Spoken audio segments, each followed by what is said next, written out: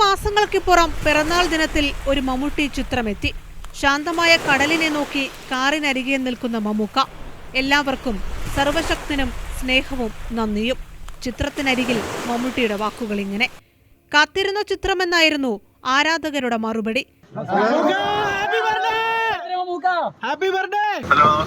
പിറന്നാൾ ആശംസകളും സ്നേഹവും പങ്കുവെച്ച പ്രിയപ്പെട്ടവർ ഒന്നാകെ എത്തി.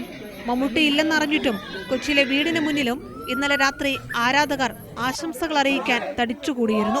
കേക്ക് മുറിച്ച് സന്തോഷം പങ്കുവെക്കാൻ എത്തിയവർക്ക് ഒരു ഫോൺ കോളിനപ്പുറം നന്ദി എന്ന സ്നേഹത്തിൽ പൊതിഞ്ഞ മമ്മൂട്ടിയുടെ വാക്കുകൾ. തിരിച്ചുവരവിന്റെ ആഘോഷമെന്നാണ് മഹാരാജാസ് കോളേജ് പൂർവ്വ വിദ്യാർത്ഥി കൂട്ടായ്മ മമ്മൂക്കയുടെ ഈ പിറന്നാളിനെ വിശേഷിപ്പിക്കുന്നത്. എവിടെ മലയാളിയുണ്ടോ അവർ അത്യാഹ്ലാദപൂർവ്വം മമ്മൂട്ടിയുടെ പിറന്നാൾ ആഘോഷിക്കുകയാണ്. അത് തിരിച്ചുവരവിൻ്റെ ഒരു ആഘോഷമാണ്. നമ്മളെല്ലാം വളരെ സങ്കടത്തോടു കൂടിയാണ് മമ്മൂട്ടി വയ്യാതെയായി എന്നറിയുന്നത്.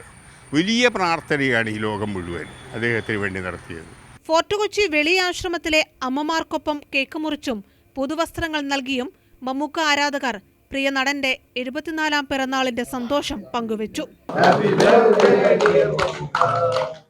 മാതൃഭൂമി ന്യൂസ്, കൊച്ചി.